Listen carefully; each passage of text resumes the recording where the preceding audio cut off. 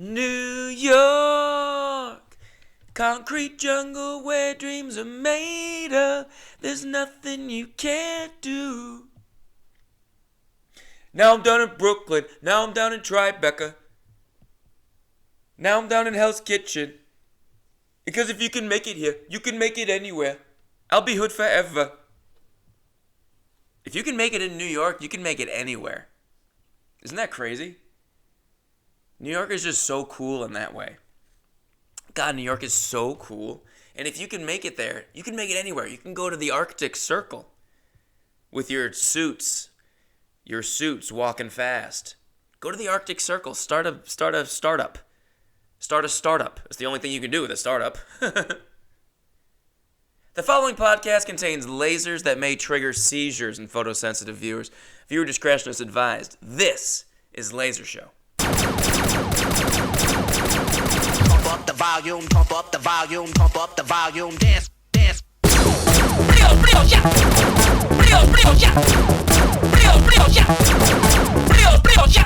Good day, good afternoon. If you're listening to this in the afternoon, buenas tardes. Good evening and good morning, respectively. Personalize it for you. This is episode 31 of Laser Show. Thanks for tuning in. I'm your host, Ryan O'Flanagan, a.k.a. Gucci Greatness, a.k.a. Mr. Drip. Coming to you live from Gucci Gardens in West Hollywood, California.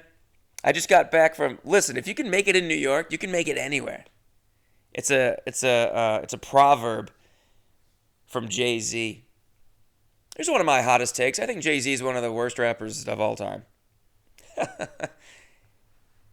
And my opinion counts on that. Ryan Eamon O'Flanagan of Massachusetts. I think definitely my opinion on rap matters. Jay-Z sucks, though. I did just see a long list of... It was some list of, like, the worst rappers of all time. And it was, like, it was a scientific list. It was based on something. But it was all, like, the really bad guys, like Lil Yachty and Lil Pump and all the people that are just like, what the fuck? People with no, like, actual talent. But Jay-Z was on the list. It was like he was like 50th, 30th or something. It was a long list. But he did have some good proverbs, and he let me know that, and he let all of us know that if you can make it in New York, you can make it anywhere. And guess what, folks? I just made it in New York. I just got back from Buffalo. I assume he meant the whole state. And I just got back from Buffalo and Waverly. Surely you know Waverly. Had a couple of shows there in the Big Apple of Buffalo and Waverly. And then also Erie, Pennsylvania. 3 banger shows in the chilly Great Lakes area. I saw a Great Lake. I saw Lake Erie. I don't have a single statistic to give you about Lake Erie. I was trying to think of one. Nah. I think it's the second smallest. Or the smallest. One of the smallest in area, width, surface area, but then there's something else with deepness where it's like the second smallest. Don't really get it. Deep, some sort of a depth statistic that I can't give you, and I'm not gonna. And I do have my computer in front of me, and I'm not gonna Google it. All right, let me Google it. I know you guys are freaking out. I did just get back from there while I Google this. Thank you to everyone Thank you to Eddie Vrewan. That's my friend from high school. Thank you to Eddie Vrewan. No, I want to thank the folks that were gonna buy tickets, gonna come to my shows. A whole bunch of them got canceled, but of my October tour. But 3 ended up happening, and they were awesome. And I'm gonna tell you all about them. It was a great trip. I had an awesome trip. One of my favorite trips. Went off without a hit. No, that's not true. Oh my God, there were so many hitches. What am I talking about? First of all, a bunch of shows got canceled. It was supposed to be 2 weeks of shows. It ended up being just like 4 days. But you know what really fucking stinks is I reserved a rental car for 2 weeks, and then a bunch of shows got canceled because you motherfuckers didn't buy any goddamn tickets. You pieces of shit. Nah, it's not you guys.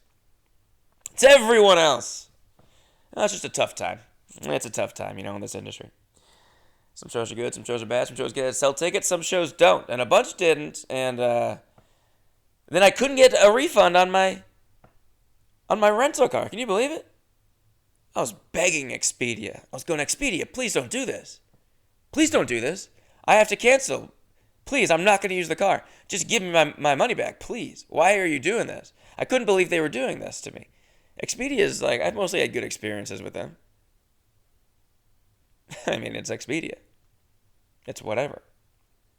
They would not give me, if it was a $400 deposit.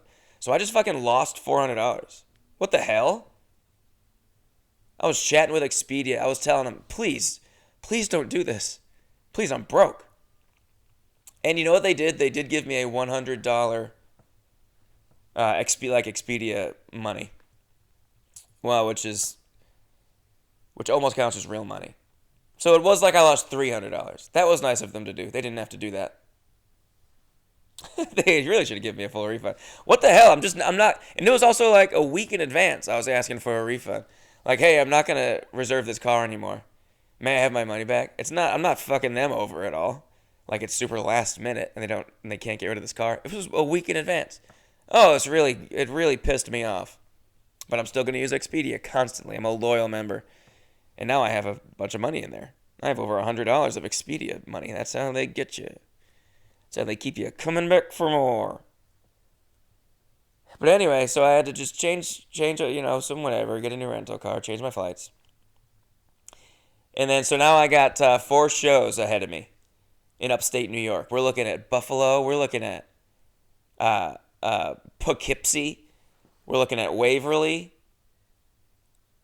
And then we're going up to Pennsylvania. We're going to do Erie, Pennsylvania, right on Lake Erie. They actually are named after they're related, the two names, if you can believe it. And but I flew out a day early to go to Buffalo a day early to film my overly excited tourist video in Buffalo. And I filmed that, and that is the 8th and final episode. I mean, I don't know when I'm going to put it out.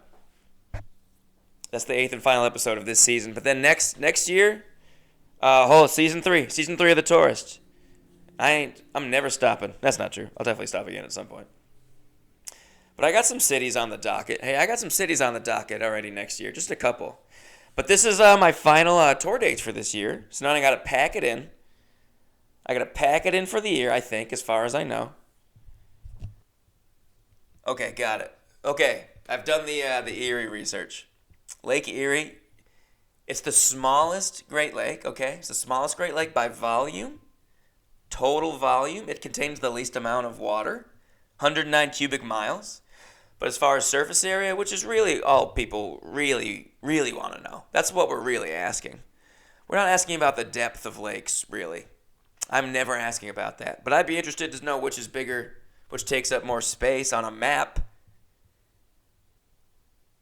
And so it is the shallowest. It's also the shallowest Great Lake. But it is not the smallest surface area. That's Lake Ontario. It is the second smallest surface area. Thank you guys for being patient with me. I know you were waiting with bated breath. Simply bated.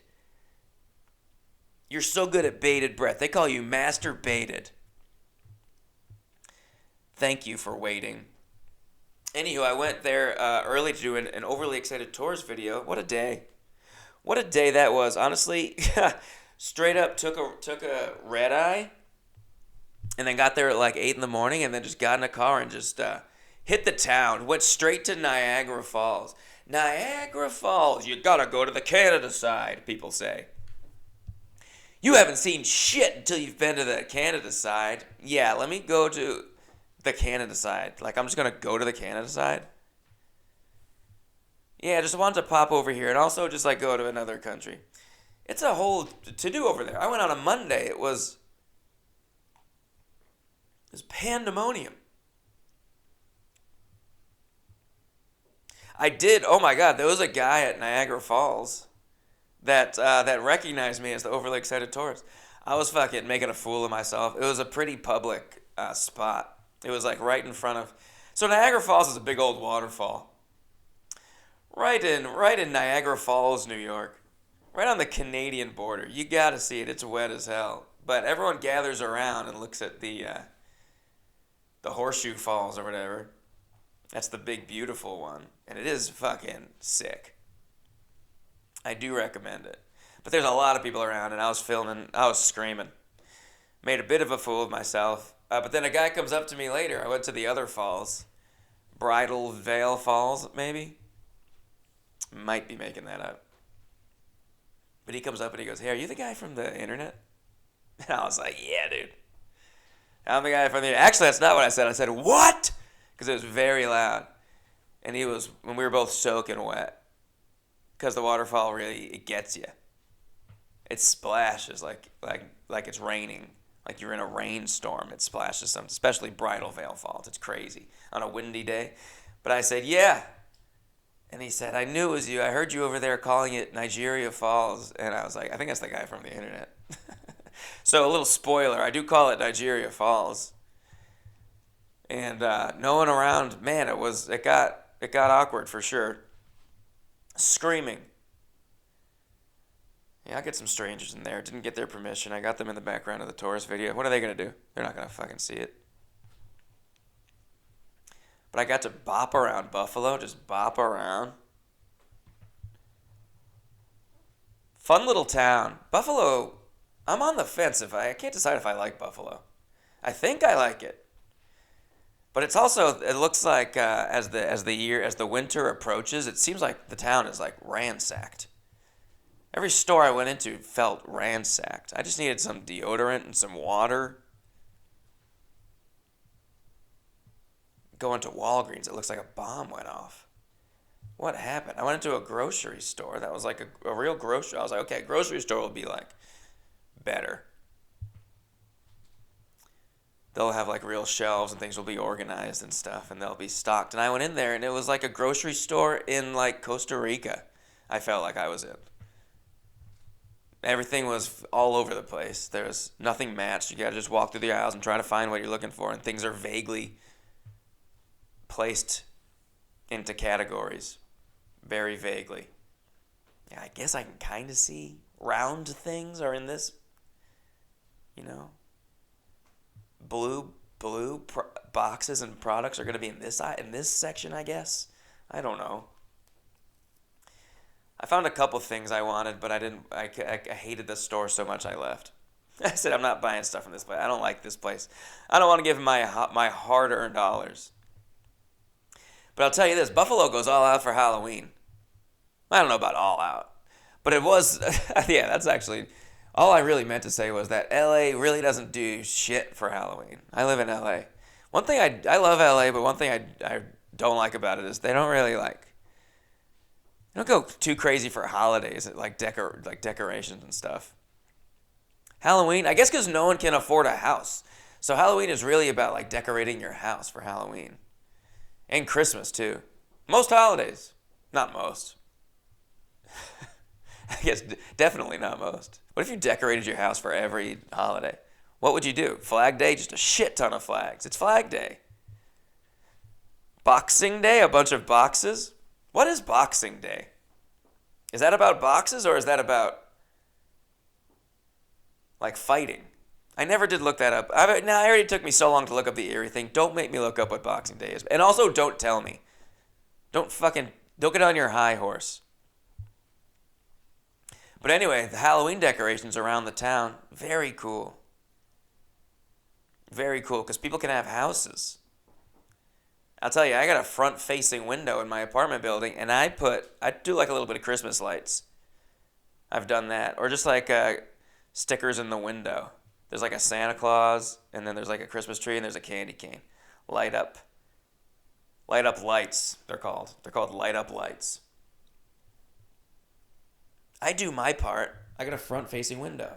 Let's get a little bit of the spirit going. And you just don't get that. You don't get houses that have the spider webs and the graves. And what fun. What fun to decorate your house for Halloween. That's a blast.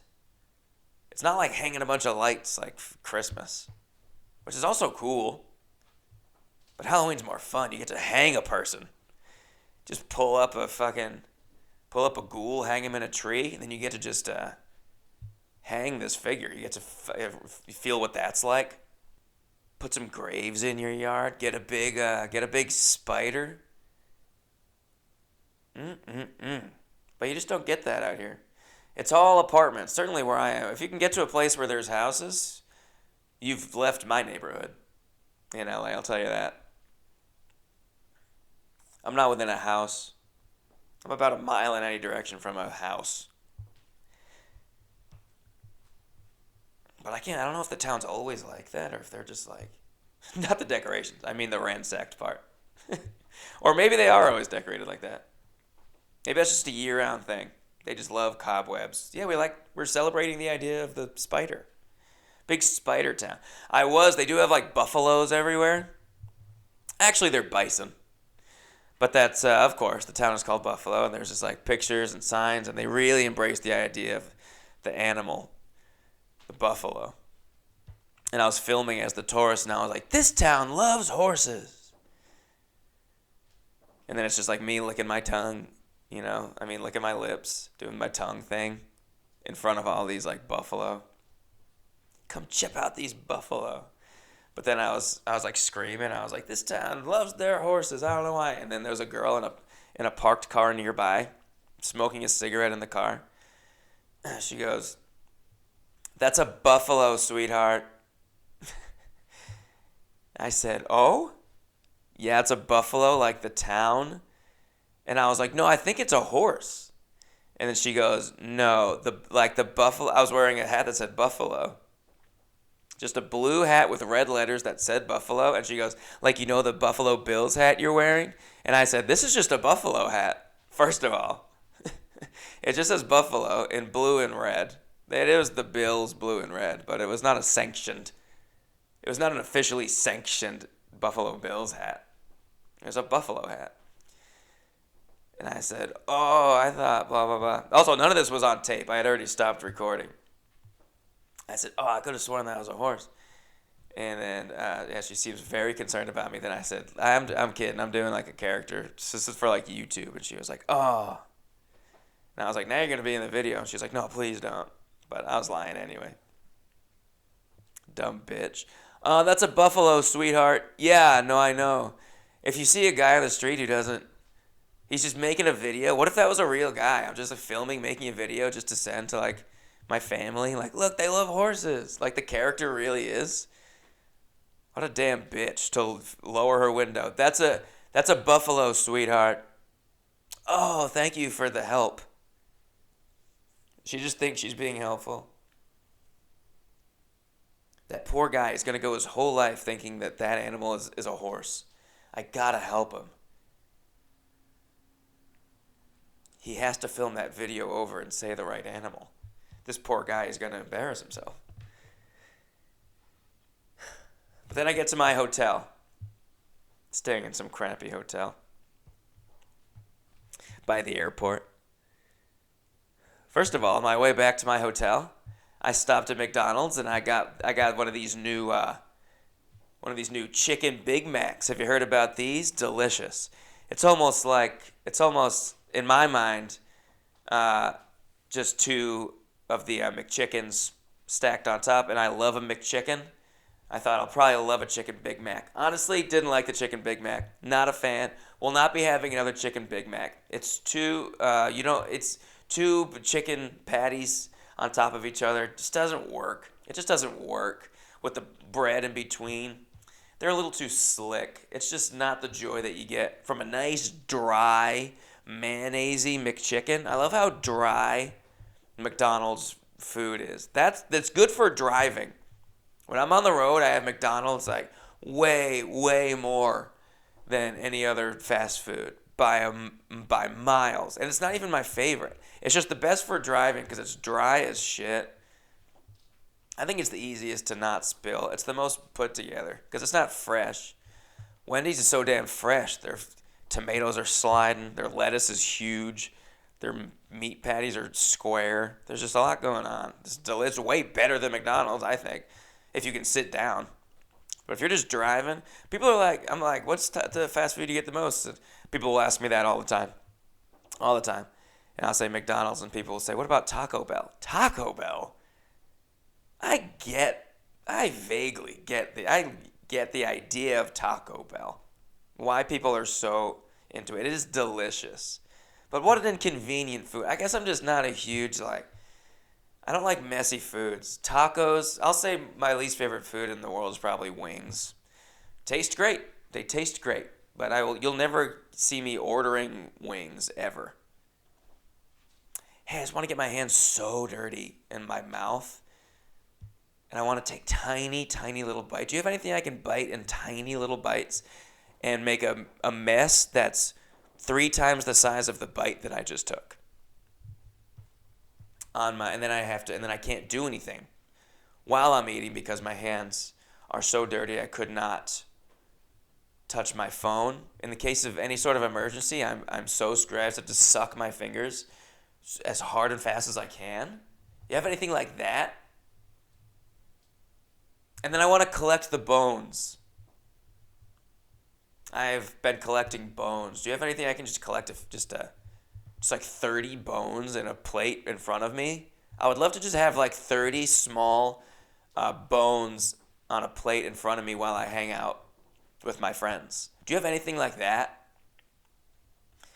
So no, not a huge fan of messy foods, and thus I've never once ordered Taco Bell like in a car as I'm driving.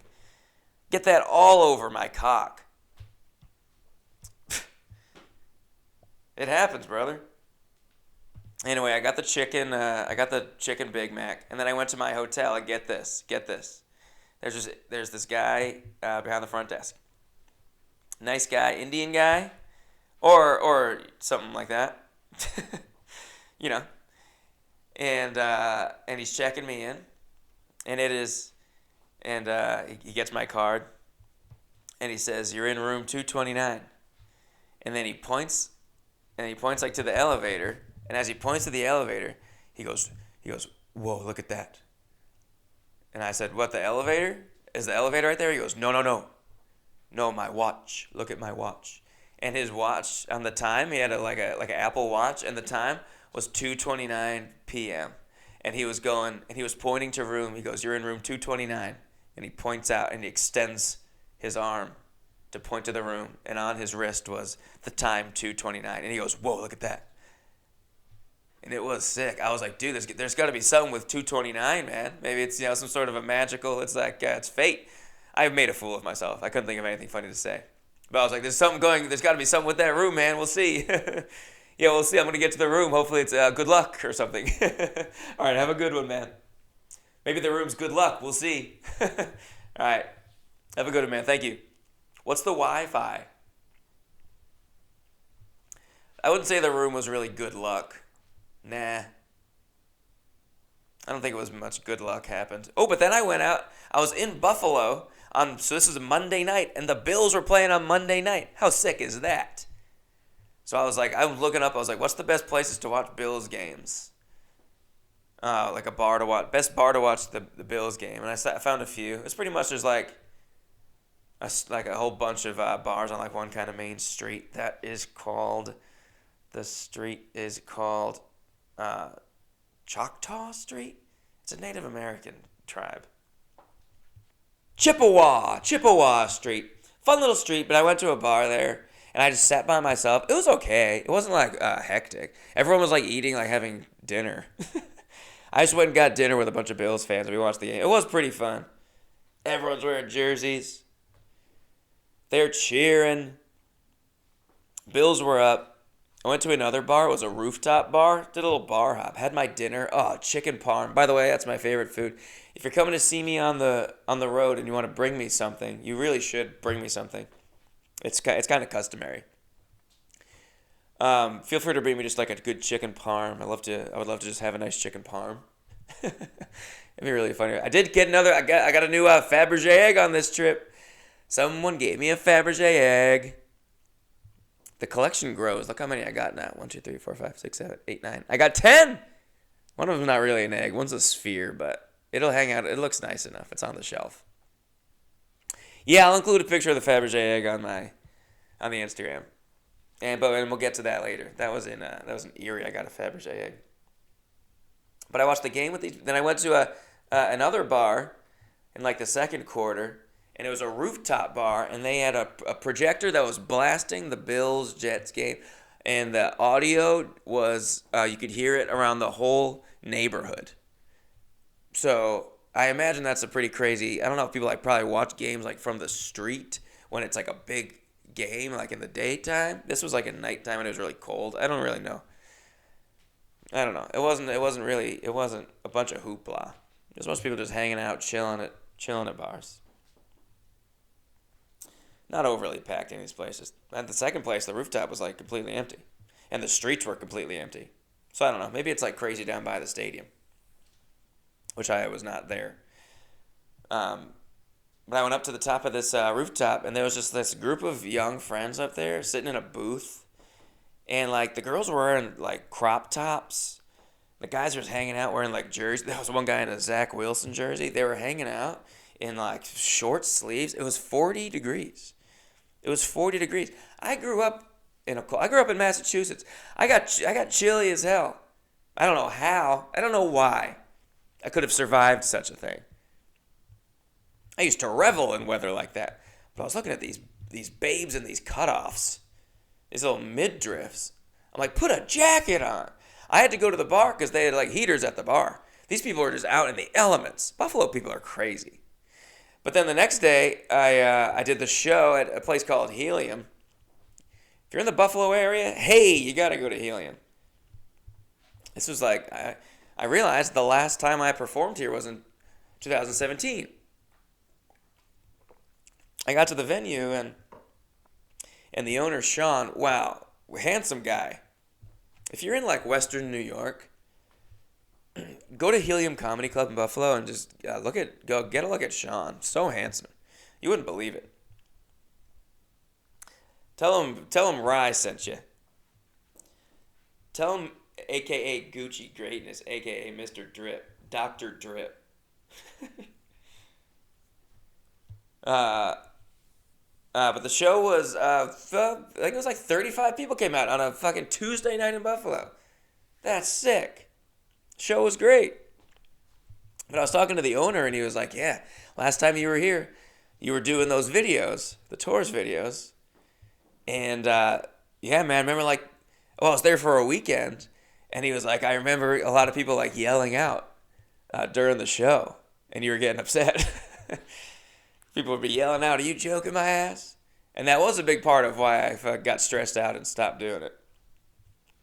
Now I'm not going to have that because it's not going to get like hugely popular like it was back then. It'll just be like just like my regular shit now.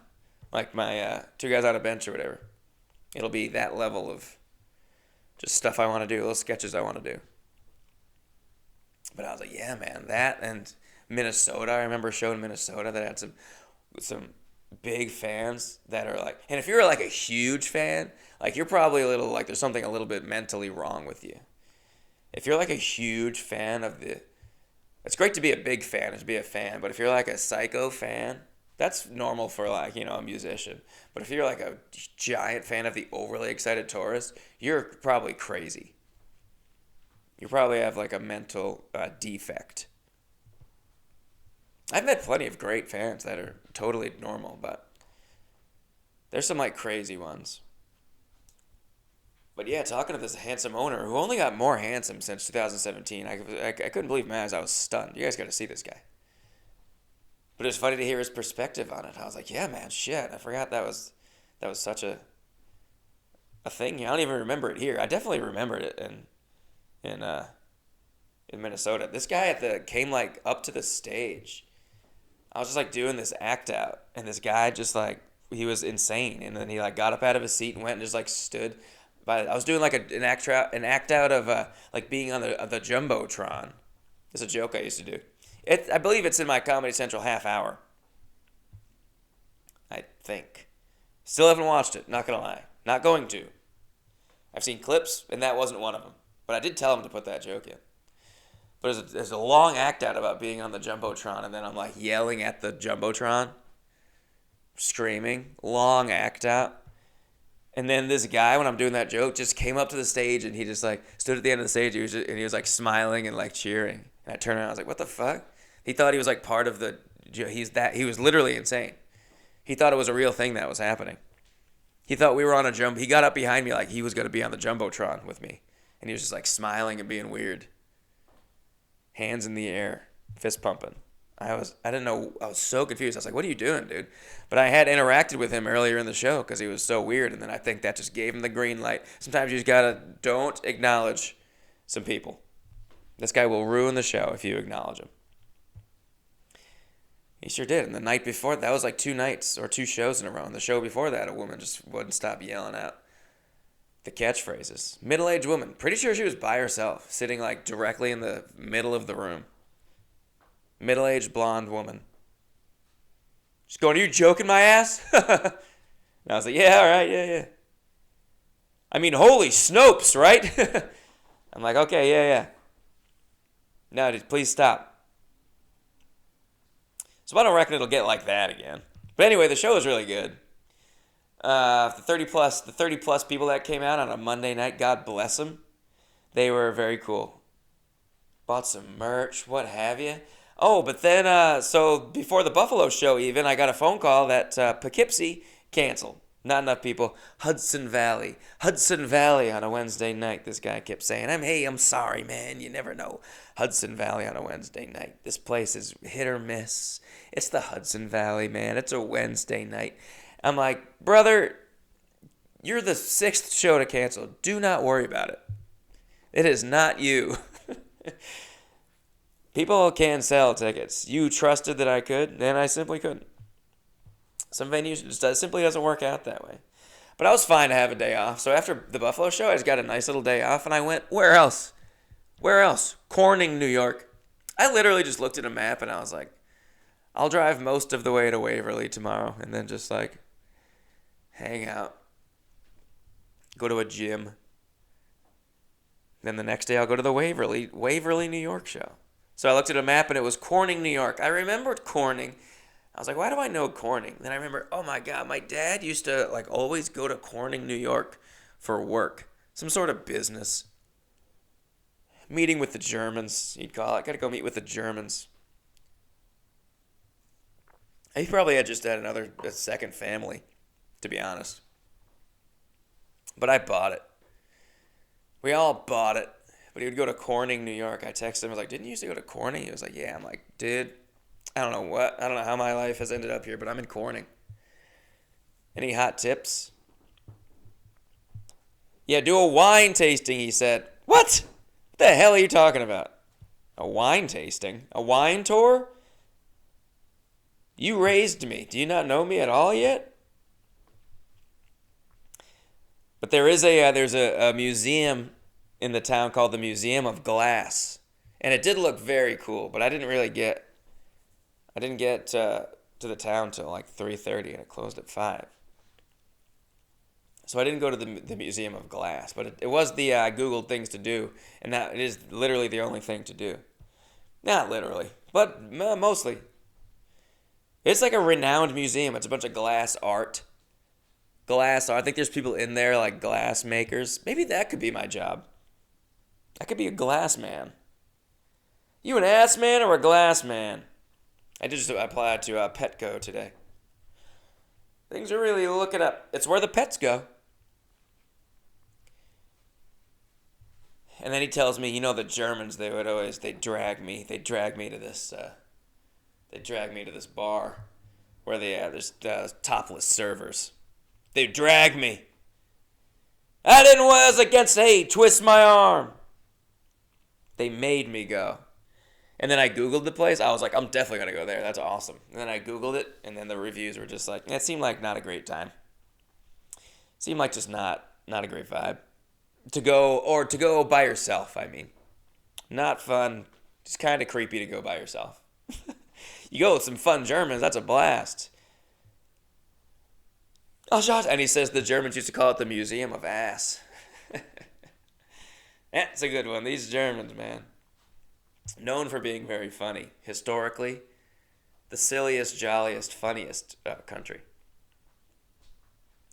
But I went to a restaurant called Murray's. I mean, no, Mooney's. And there's a chain of them. They're known for their mac and cheese products.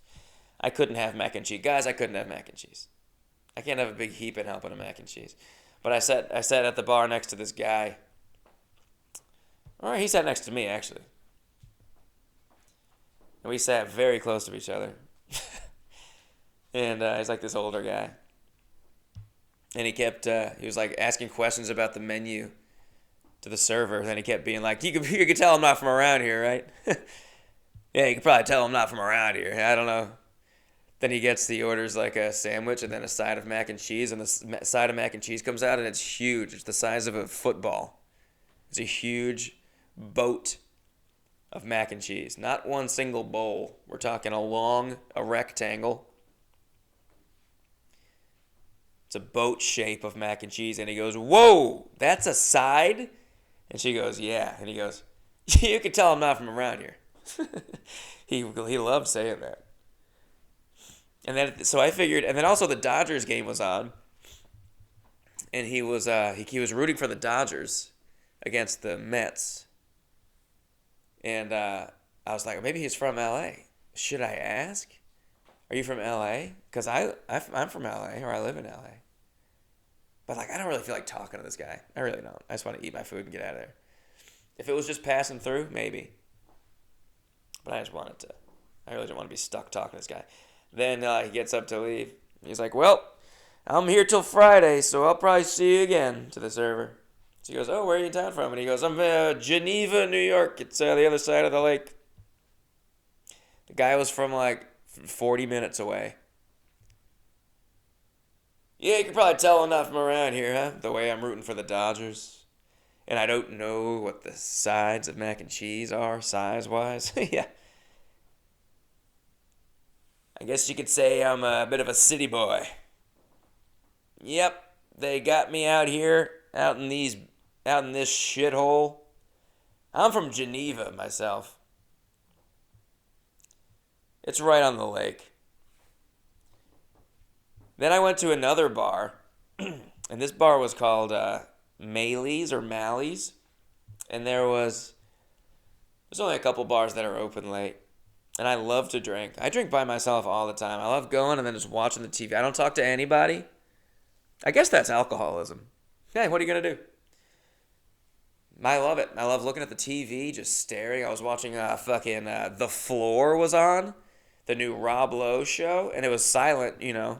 They were playing music, so they had captions, but I didn't really get the rule. Or there were no captions, so that was really not helpful. Because I was watching the show and I didn't really get the rules, but it looked like a lot of fun. And then they were also playing Big Bang Theory on the TV next to it, which is a show I've actually never seen. I know it's the show with Sheldon, but I didn't really know. I actually know young Sheldon. I feel like I've seen him more on television. Never watched an episode of either, but I was watching Big Bang Theory on silent, and they got this Sheldon character, and he's like autistic, I suppose. And it looked like the worst show I've ever seen in my life. How is that show so popular? I watched it for 15 minutes on silent at this bar, and I already knew I can't imagine that's the worst show I've ever seen. That one had captions. And he's just a nerd, and he just is a nerd the whole time. Everyone's like, just relax. Stop saying all these facts. God, what a stupid concept for a show. What if there's this guy who's completely autistic and he just like says facts about things? It's like Rain Man. Okay. Yeah, sounds funny. Let's put that on NBC. Also, the gym I went to, so I went to this gym. I just had an off day, you know. I went to a gym in a town called Horseheads. Horseheads.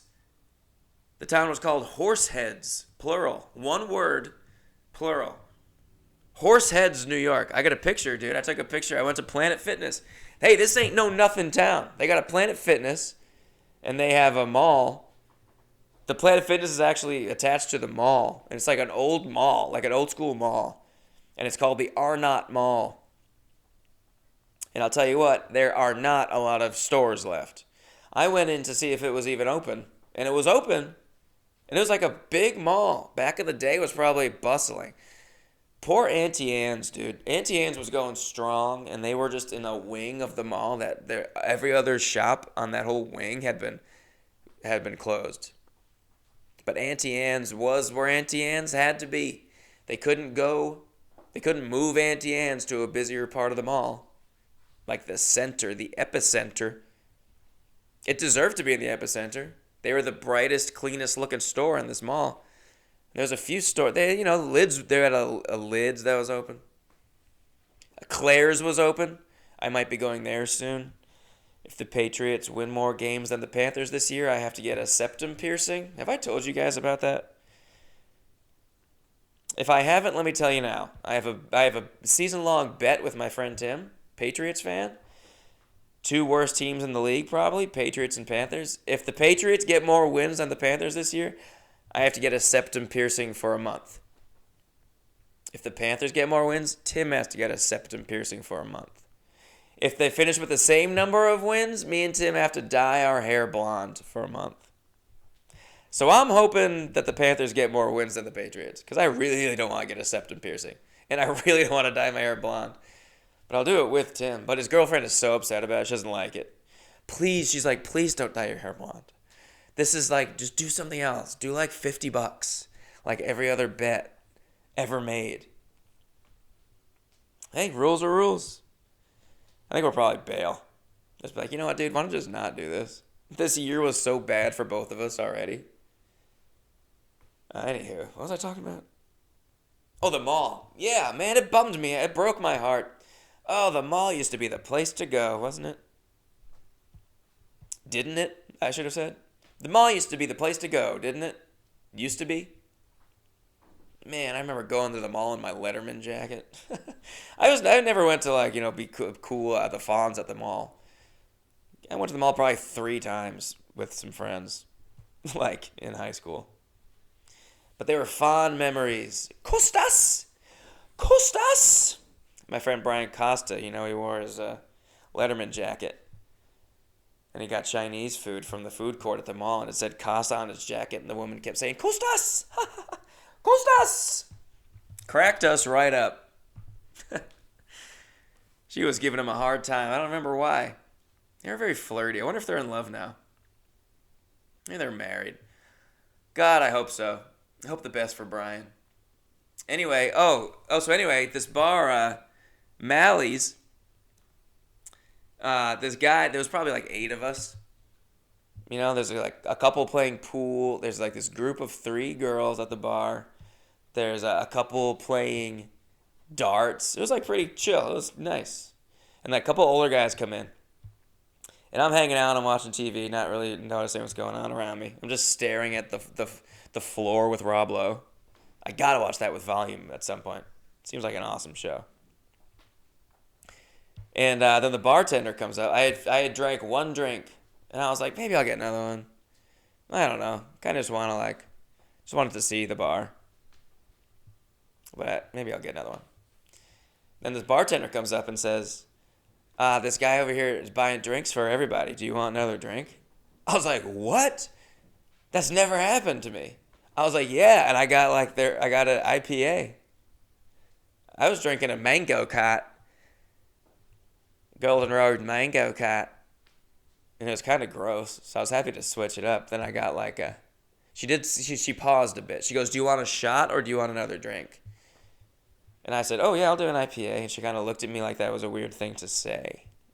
Looking back, I don't know what that reaction was.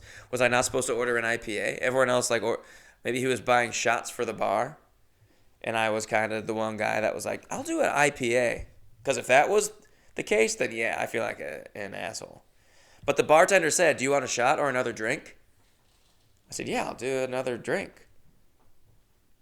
If you bought me a shot, I'll do it. But if I could choose.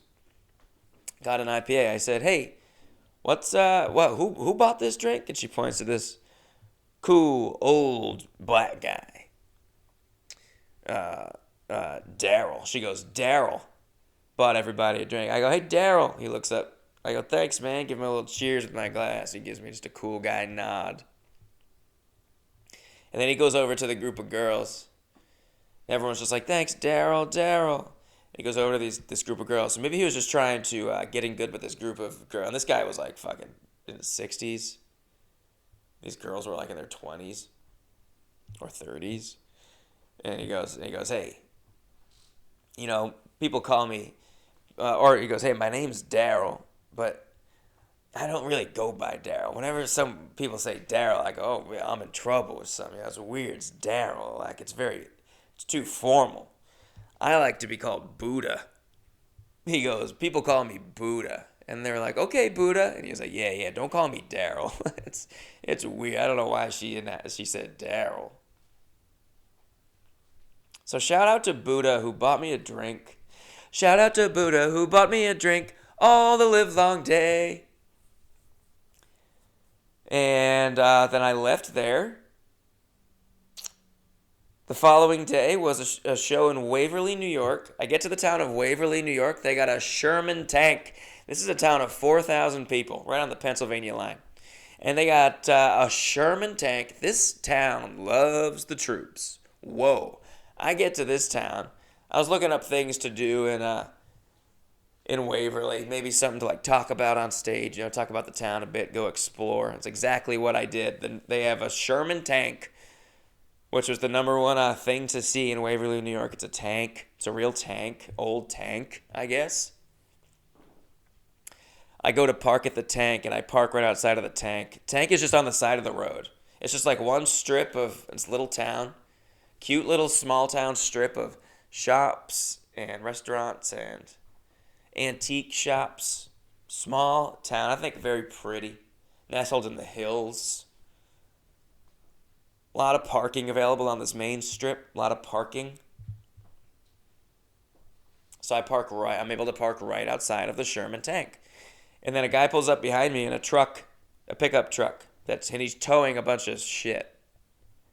He's towing a bunch of tractors. And he goes, hey, buddy. I get out of my car. And he goes, hey, buddy. And I go, yeah. And he goes, would you mind parking on the other side of the street? Because I like to park here to unload. Because he works at this tractor place or whatever. That's right there. And I said, sure, man, yeah. Let me get back in my car and take my car to the other side of the road. You ever been told to park on the other side of the road? Just so you don't inconvenience somebody?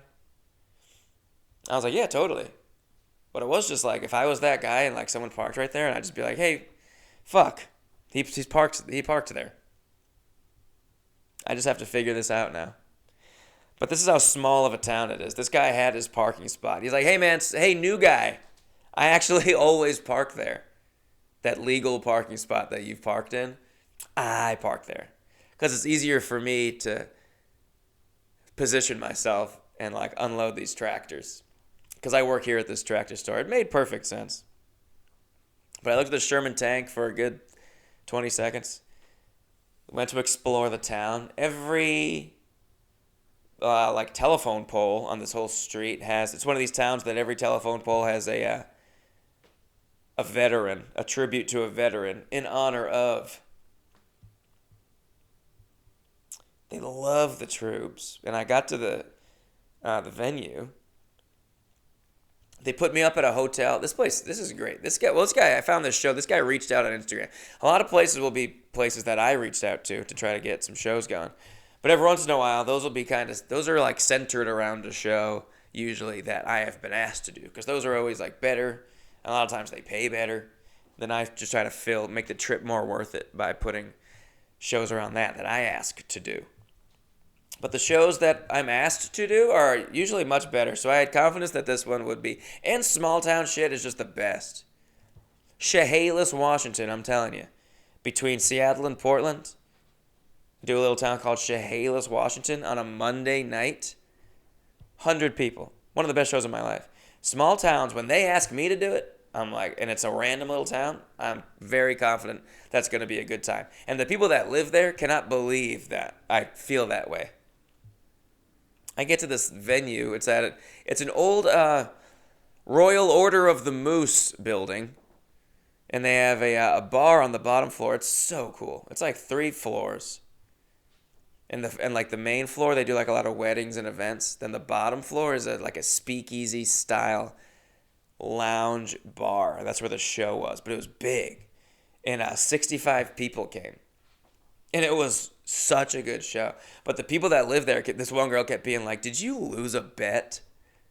Did you lose a bet? Like, why are you here? Did you lose a bet? They're paying me a great amount of money, and I sold a bunch of merch. I made so much money to me on this show. Maybe not to the average man, but to me, I was very stoked. I'm happy to be there. And then I get to, it's also just like a really good show. And a bunch of people came. And then we hang out at the bar and then go to another bar after with these nice, actually, I took a bunch of people over to the tank after the show. Brought a bunch of people over to, because I was talking about the tank on stage a lot. Little fucking, just little hacky local stuff. Oh, yeah, like that. Well, that joke really tanked. So we had to go to the tank. Took a bunch of pictures on the tank. I'll include one of those. You got to check out the Instagram. You got to check it out. Also, when I first got to this venue, the guy who put this thing together, they do this, like, I think they do this show once or twice a month, I guess. And it's great. But I get there and the guy was like, "You got to see the bathrooms. You got to see the men's bathrooms." I was like, "Oh yeah?" He goes, he was like, I can't even explain. It's really hard to explain. And let me tell you, folks, I went into the men's bathroom, and it's just a silly little thing that's in there. Just a silly little thing that's in there that's very funny. And I'm not even going to tell you what it is. You have to go to my Instagram, at Ryan O'Flan. And you gotta just see the picture. Whatever you're thinking, it's something else. I promise you. I've never seen this, and it cracked me up. I'll include the picture. You can't guess. Maybe you can. I don't know. Maybe this is just a thing in Waverly. Maybe this is I don't know how the plumbing goes. Okay. You know what I mean? And there was this couple at the show, by the way. There was this couple at the show. Their names were Kim and Steve. Shout out Kim and Steve. Kim and Steve came to the show. We're talking to me before the show. And they were like, "We drove 7 hours to see you in D.C., but we live up here." They live in Corning. I was like, "I was in Corning last night." And she was like, "Yeah, like, I don't know what it was, 7 years ago or so. We saw that you were coming to D.C., and it was the closest you were going to get on like that run of shows, so we were like, we gotta go see him." And they drove down to see me in Washington D.C. from Corning, New York, which I so appreciate. But please don't, you don't have to do that. Just like be patient. Please be patient. If you're a big fan and you're like, well, he's not coming here, maybe we gotta travel a lot. Just be patient. I'll hopefully make it to your area eventually. You don't like this. And my set that night probably went way better than my set went in D.C. I don't know, 7 years ago. I don't know. I was doing like Trump stuff. Just wait. But I really do. I appreciate that. That's very, very nice. But I'm just letting you know. I'm going to let you guys know. From my mouth to your, I would say face to face, but we can't see each other. So from mouth to ear, straight up, looking at you right now, it's not worth it. I'm telling you. My comedy's pretty good. Sometimes I crush it. But no, I will never crush it hard enough to make it worth a 7-hour drive. I promise you that. It could be a sold-out Madison Square Garden show. You can get front row. That's awesome. Not worth a 7-hour drive. But if you love road trips, hey, come see me. Starting to fill out my spring stuff, guys. I'm going to be in Chicago. Finally a Chicago. Finally a Cincinnati. And we're building from there. There might be a little Milwaukee involved. Hit me up if you're, comment where I should go. Or I always often say, don't say that. But yeah. So it was good to see Kim and Steve. I met them all those years ago. So it was good to see them again. I can't say it was good to meet them. I must simply say it was good to see them again. And I'm so glad they didn't drive so damn far. One time, there was this couple. I put up this. I no longer put like L.A. shows on my website because a lot of times those are just like small shows. It was good to like fill the space to make it look like I'm doing a lot of shows. But a lot of times I'll just be doing like a 10-minute set. So I only put like my headlining dates on my website now because one time, even if it's like a really good show in LA, I'm not gonna like put it. I'll promote it, but it was like a show at like a cafe at night. It was like It was outdoor. People were sitting on kind of hard metal furniture. I think small show at a cafe. Maybe 20 people came, and there was this couple there. One of the comics had mentioned to me, that couple said they're like there to see you. The guy who put it together was like, yeah, I asked, how'd you find out about the show? And they were like, oh, we're big Ryan O'Flanagan fans. Met them after the show. The girl works for United. So this couple, they get free flights all the time. And they flew from Chicago to Los Angeles to watch me do an 8-minute set. And I kind of bombed. It was like I was doing like brand new, like really dumb stuff that I had never done before. Trying stuff for the first time. Because I was like, because this show was so unimportant and meaningless to me. It was this crappy show in a cafe that I was just like working on dumb new stuff that wasn't good and I never did again, I don't think. And they came from Chicago to watch that. If they're listening to Laser Show, please reach out to me. Like, we have to talk about this. That was crazy. And I talked to them after, and I just like, thank you so much. And also I'm like, sorry. Like this, I don't like this. That's really nice. But reach out to me first and be like, hey, is it worth? No, well, that'd be weird of you to do. Don't do that. But yeah, man, if it's not a headlining, if you see me and fucking 6 other comics on a lineup, just assume I'm not headlining and I'm doing like a hour-long set. I'm probably doing a 10 or 12-minute set. That's probably not. So, and honestly, hey, that's when I'm at my bet. That's all you really need. Leave them wanting more. Maybe they had a great time. Okay, that was Waverly. And then finally, I finished up this little run of shows with a fantastic show in Erie, Pennsylvania. Finally, I got to go to beautiful Erie, Pennsylvania. It is in some parts actually quite nice. In some parts, Erie's quite nice. All you've heard, I'm sure, throughout the years about Erie is how much it sucks. I had a friend who lived there for a year, really hated it. It is the 3rd snowiest city in America, which is crazy. So it snows a lot, and it probably does weigh on people. And it's also just generally not a great looking town. I thought it was fine. I see a lot of towns. That's the thing. Like people that are from like towns and they like never leave. And they're like, you must think our town sucks. Yeah, this is what I'm like. This is really you should leave. There's a way more worse stuff than this. I go to Erie. I'm like, this is fine, dude. I've seen a bunch of worse stuff than this. And the show this is a place I reached out to. I don't know how I found this place. I mean, it was through a search at venues in Erie, but I don't know why. I looked at they said it was their first comedy show. So I guess I reached a point where I was looking for venues that just like had music. I don't think I would do that. Because they've had music. They said, we've only had music shows. This is our first comedy show. I'm like, wait, why did I email you guys? Because they weren't super prepared for a comedy show. I got to the let me tell you about my day in Erie. I got to Erie and I went up a lighthouse. You guys ever been up a lighthouse?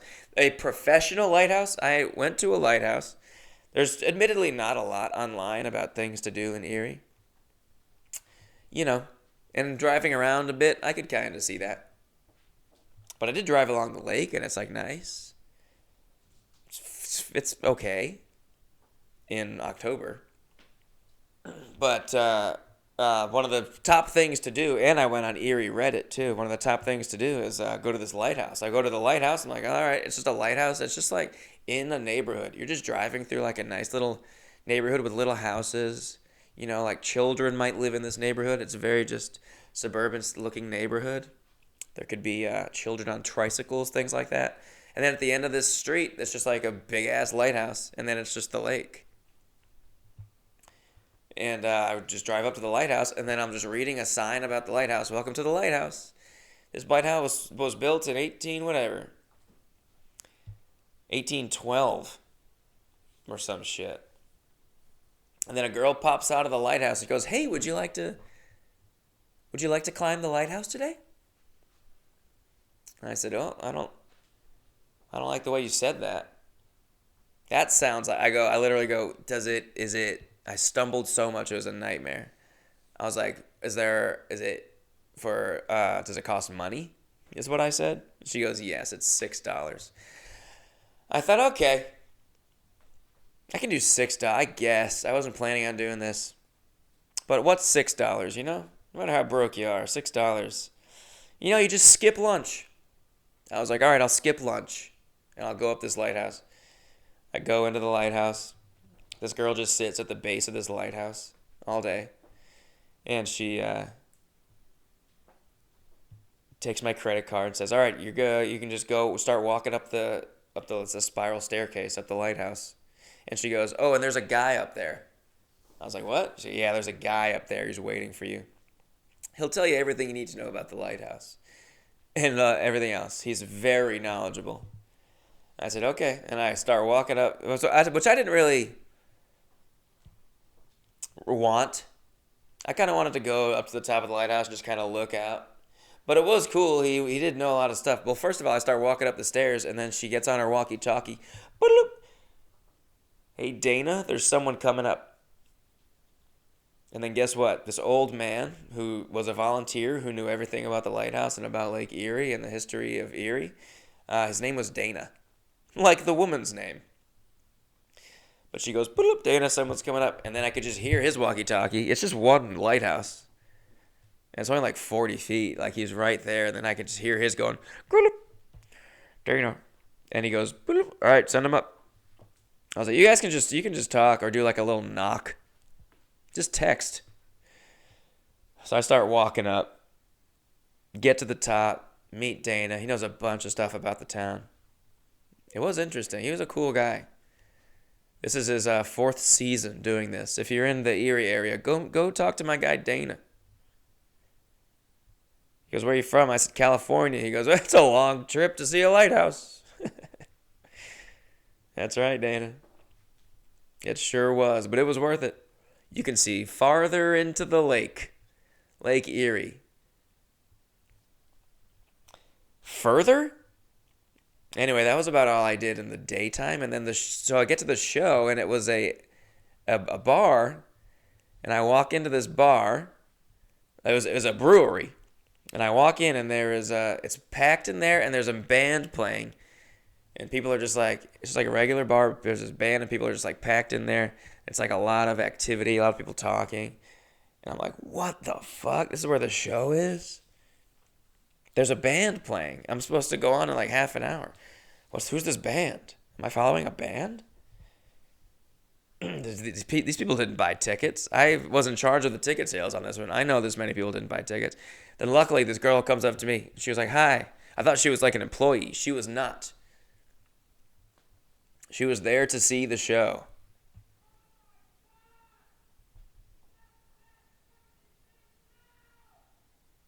Sorry, someone's screaming outside of me. Do you hear that guy screaming? Good old Hollywood, man.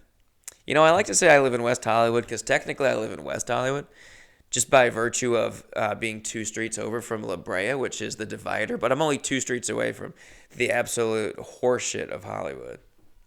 Oh, there he goes again. He's going, "Get this bitch out. Get this bitch out." And maybe she's stuck in a washing machine. Oh, so this might be the start of a porn. Stuck in something. Could be stuck in a gutter or something out there. Guy's yelling, "Get this bitch out." She's probably got her head stuck in like a fence. That sucks. I gotta do my podcast. Sorry. So anyway, so this girl comes up and says, "Okay, the show's not in here. She goes, want me to take you to where the show is?" I was like, "Yeah." Oh, I met her whole family, by the way. She goes, "Here's my whole family." I shook hands with 6 people at a table that, like, with my hand going over their food as they're eating dinner. I met this whole family. 6 people came to see me. I said, "I don't know what's going on. Do you guys work here?" I'm so confused. Where's the person I was emailing with? What's going on? This girl leaves her meal and her family and brings me over. Outside the bar, we leave back through the front door, and we have to walk through the parking lot, and it's in a completely separate building that's right next door, but it's like a big old brick barn. Big brick, like, warehouse barn, cold. String lights, cold. Bunch of different colored picnic tables in there. And a door leading to a porta potty right outside this, a side door, and that was the bathroom. I'm like, what the hell is going on? So it's in here? Completely different event space. Cold, high ceilings. Really, honestly, walked in there. Maybe there's already 10 people already seated. I didn't have a lot of confidence at this point. I sold something like 32 tickets online, 32, 33. So I know there's gonna be a D. That's plenty. That's exactly what I'm happy with. 40-ish people. And but I got in there and I was like, oh no, these ceilings are very high. It's super quiet. There's no music. Everyone's just watching me walk through I go talk to the bartenders, but they're just the bartenders. So they don't really know what's going on either. There's no fucking... Then I meet the one of the other comics that I found online. The bar told me to reach out to. It's like, this guy does comedy shows in town. And I reached out to him. So he came into the show and he brought another comic, but he comes up to me and he's like, "Do you have speakers?" And I was like, "Do I have speakers? No. What happened? I thought they did events here. I don't travel with speakers and a microphone." I was like, "Oh no, dude." And he goes, "That's fine. I brought speakers." And thank God this guy brought speakers, because he's trying to make the Erie comedy scene more of a thing. And I think it's got potential. Based on this show, it was so damn fun. This was probably my favorite show of the weekend. Waverly was also great. But fun crowd. My good friends, the Bastard Bearded Irishmen, they're a band. You got to check them out. They're awesome. They're based out of Pittsburgh. And they love me. They had me open for them a couple of years ago at their big Christmas show in Pittsburgh. They drove, a couple of the guys from the band drove all the way up from Pittsburgh, 2 hours to see this show. 2 hours. Very nice. Check out the Bastard Bearded Irishmen. They came. They came. That's the thing. I told them, I was like, "Guys, you don't have to drive 2 hours." And they were like, "It's nothing. It's a straight line." I'm like, yeah. It's not about the curves of the road that is ridiculous about that. It's the fact that it takes 2 hours. But then the family that had directed me to leave the bar. They come. They sit in the front row. They sit in the front picnic table. The 6 of them, I think it was. I start my set. I immediately look down and I see on this front picnic table, I see a Fabergé egg. I say to the girl who brought me into the room, I go, "Did you bring me a Fabergé egg?" She goes, "Yeah." I go, "Give me that Fabergé egg." So guess she listens to the podcast.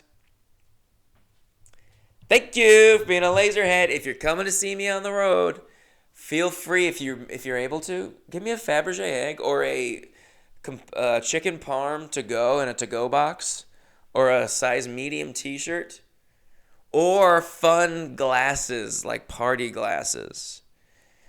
Like at the Waverly show, a little gift I received from the owner was these cool new glasses, and I collect party glasses.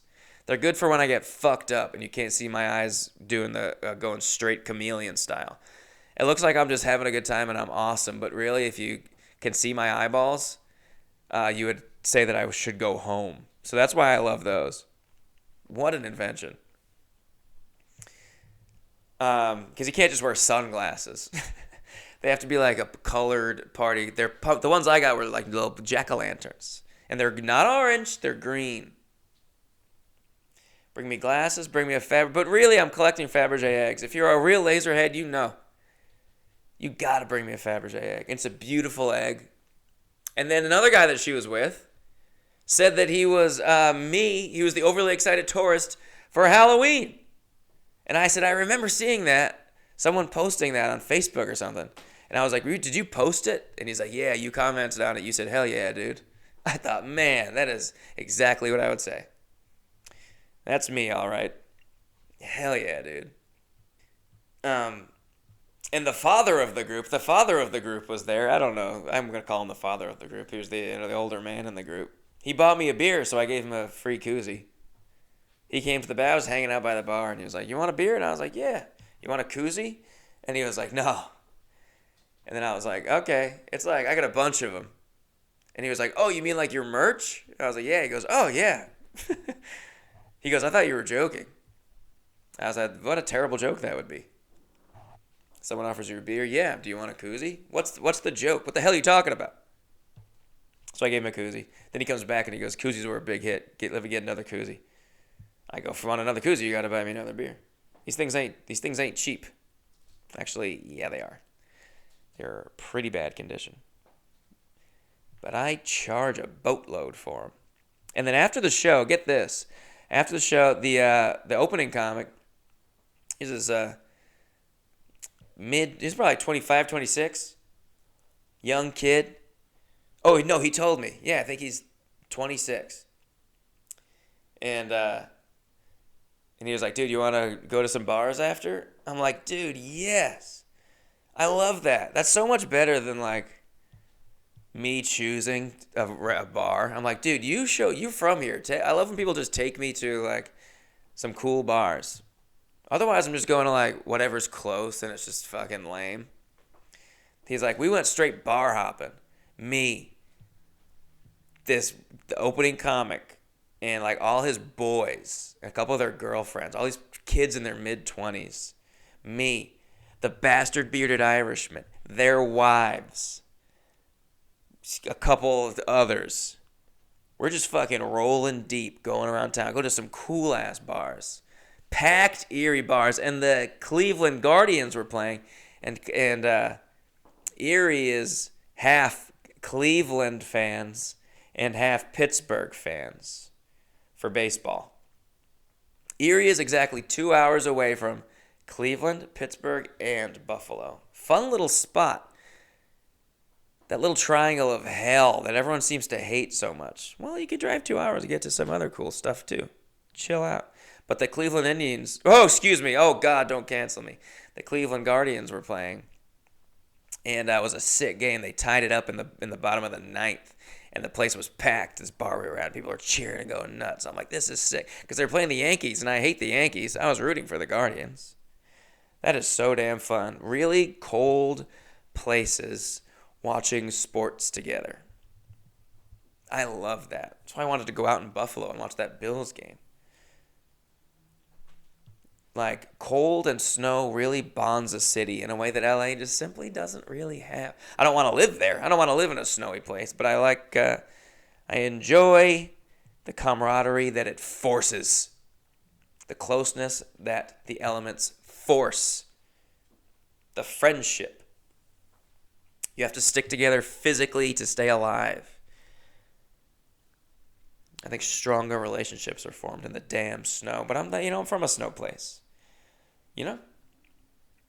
I reckon I'm a little biased. But anyway, so I'm hanging out with these young men. Just getting fucking wasted. These young men. They were fine. And then at one point I'm at the bar, sitting at the bar with some of the guys. I'm just looking at the refrigerator. I'll get a few beers. They got Bud Lights. I go, let me get 3 Bud Lights. I don't know who I'm gonna give them to. I'm just like hanging out with these guys, and they're nice, and they're letting me hang out. So I'll buy some of them a drink, and I give one to one guy. I go, hey, I bought some drinks. Here you go. Then I give one to the second guy I was sitting next to at this bar. Jacked, blonde, young, fucking, you know, Wall Street, Fortune 500, trust fund, blonde, Aryan race. I try to give him a Bud Light, and he goes, nah, I don't drink that fag juice. Fag juice, he called it. You could have knocked me over with a feather. I was stunned. I said, what? Mostly because he turned down a free beer. But second to that is, wow, what a thing to say. I was like, I go, fag juice? You say fag juice, dude? And he goes, oh, now this guy's going to be mad at me. This LA liberal snowflake. I'm like, I'm not mad at you. I just can't believe you just said that. And he goes, look, I'm not homophobic. I'm not homophobic. I just don't like you. I don't like you shoving your opinion in my face, forcing your opinion on me. And I was like, it sounds like you're just homophobic, dude. I don't know how to defend not drinking a Bud Light because you think of it as fag juice. Because what, years ago, there was a transgender spokesperson or a gay transgender spokesperson or something. I don't even know what it really was. But then I remember Kid Rock unloading a machine gun on a case of Bud Lights because they supported trans rights and gay rights. Bud Lights, trans rights, gay rights. And really homophobic people just hated it. Because they're putting their agenda. This guy got his opinion from Kid Rock. It's not, I love gay people and I support gay people, but I don't like a business that has an opinion. That's what pisses me off. I was just going, dude, you know what? I'm just like drinking. I'm just drinking. I enjoy people and I can get along with anybody.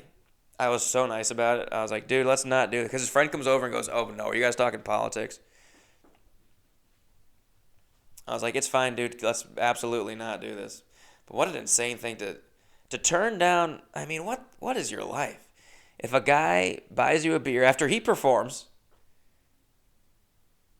I'm just buying beers for these guys because they seem nice enough. And it's one thing. Hey, if you feel that way, all right, you're a loser. But that's just you.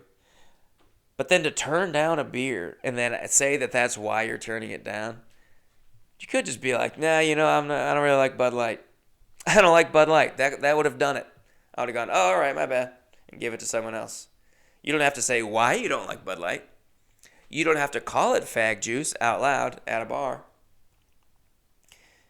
And then go, well, you know what? I actually like gay. I love gay people. It's just I don't like an opinion being shoved. Yeah, it sounds like you really like gay people if you don't want to drink Bud Light because it's fag juice. Blew my mind. Honestly, couldn't stop thinking about it. That guy kind of stinks, I suppose. But what's good about him is that he's actually not homophobic. So, I guess that's cool. So I guess he's actually like a pretty cool guy. And then listen to this. Let me wrap up with this story. I fly home from Buffalo. Drive from Erie to Buffalo, get on a plane. Nice little trip, great, nice week, wonderful week, made some money, made some friends, had some really good times. Great shows. Then I'm flying home from Buffalo. I put my phone in the little seat pocket in front of me on the airplane. And then at one point I go to take it out, and it is just fresh, wet gum was in this pocket. And it's just all over my phone. Stringy, like, was definitely the last person that sat in that seat on the flight before mine. Put just a big wad of gum in the seat pocket, and it got on my phone, and I couldn't get it off. I was trying to wipe it on like the floor, just having a bad time. I kept 3 times I knocked over the guy in the middle seat next to me. He had his phone plugged into the little charger down like by our knees, and I knocked it out 3 times. Buddy, you can plug your phone into the USB thing on the TV right in front of you, which is what I was doing. Why do you keep letting me knock your phone charger out of the port? I'm showing you right here, but I can't tell him, hey man, could you just charge your phone like in the thing right in front of you and not the thing that's at my leg? Every time I move, it falls out. Then I had to go down there. I kept apologizing. I'm sorry, man. I knocked your phone charger out of the outlet again 3 times. I had to go, sorry, man. And his phone was plugged in so that he could play video games on his phone. Grown adult man playing video games on a 4.5-hour flight for the whole flight on his phone. Loser. Read a book. Loser. Watch a movie. Playing tiny little video games. But anyway, get this. So then I go into my little bag. I have a little drawstring bag with my flight essentials, of course. My carry-on, some people call it. No, it's actually not. It's a personal item. Really is what it is. Yeah, it's got my stuff in there. It's got, a hat, granola bar, a water bottle, a phone charger, headphones, things such as this, and my laptop. I bring my laptop with me because I'm checking a bag, and I don't want my laptop to go in my checked bag getting jostled around. I bring it with me. I don't use it at all. I simply just want to hold on to it myself. And at some point in the flight, my little water bottle that I had a water bottle, one of those crappy water bottles that's got like the flip top that they sell. You flip the top and you got to suck it out that way instead of just a twist cap like every other water bottle. It was one of those little flip tops. Some point in the flight, I go down, grab my book, The Crossing by Cormac McCarthy. Finished it on this flight. It took about 6 months. I reach down into my bag, and it's all wet. I pick up the water bottle. It's way less water is in it. But the top is sealed. The top is still sealed. But these goddamn flip top bottles, you pressurize them and they just start to leak out. So this thing just straight up leaked all over my stuff, made the pages on my book all wet. I touched my laptop pretty moist. It's in a case and the case is like very moist. I think, oh, that's not good. I get home, take an Uber home, took a taxi home. Ubers were $75 from LAX. I had to take a cab. I haven't taken a cab since 1975. But I get home, take my laptop out. Laptop won't turn on. Broken. Acting all fucking weird, lights flashing. Fucked up, broken. Woof. The keyboard lights are turning on, but the screen won't turn on. Broken as shit. So I Google what to do. Consensus on Google says, take the laptop, power it down, make sure it's powered off, leave it upside down like you're putting a book down, pages down, and leave it like that for 24 to 48 hours. Let it dry out. Don't try to restart it, which I did a couple times and it kept being broken, but I said just give it patience, leave it alone. I left it alone for the whole next day, over 24 hours. Then the next morning, so it was probably 32 hours. I tried to turn it on at one point and the screen finally turned on, but it was like, it was like static. It was like, it's crazy. I was like, dude, it's broken. It's so broken. I got a picture of it. I'll put that on the Instagram if you want to see it. Look at what my laptop was doing. Straight up Matrix. I go, whoop, it's definitely not ready. But at least the screen turned on. That's good. Maybe it's getting better. I leave the laptop face down for another 8 hours. Wake up on the next day. Turn the laptop on. It works. Screen's back. I was going to have to, what if I had to buy a new laptop? even just to afford a repair for this laptop, would really, I would have said, well, then I wish I just hadn't done this trip at all. If I had just not done this fucking trip of shows, I wouldn't have paid for that rental car that I couldn't get a refund on, $400, and then I wouldn't have broken my laptop and gotten gum all over my phone. It would have been everything would have been ruined. If my laptop didn't turn back on, I'd be fucking ruined. And I woke up in the morning, fingers crossed, and pressed the power button, and it powered up for the first time in a day and a half. That's the happiest I've been in like a long time, which is sad. But I was texting my friends, man, oh man, I'm so happy. I was so happy. I'm still so happy. This was yesterday morning as this happened. So I've just had my sweet baby. Everything works fine. Everything works great. I'm so happy about it. So if you ever get water damage on your laptop, turn it face down, power it off, turn it face down, let it just dry out, face down, ass up for 24 to 48 hours. It works. It's a real thing. And that is episode 31 of Laser Show. Have a wonderful Halloween, everybody. I'll do another episode at some point. Who knows? Maybe I'll talk about Halloween. I doubt it. Let me know if you're in, if you have any venues or anything. I'm going to be in Chicago, Cincinnati. Thinking about hitting some Iowa shit. We'll see. Some Wisconsin shit. Maybe over to a little Detroit. Let me know if you got any venues or anyone who's got a venue. Thank you for listening to episode 1 of Laser Show. And I'll see you guys in probably, I'm gonna say probably like 3 weeks. All right. See you later.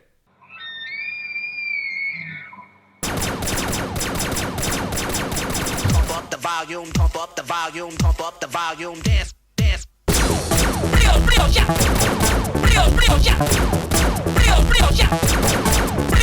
ya.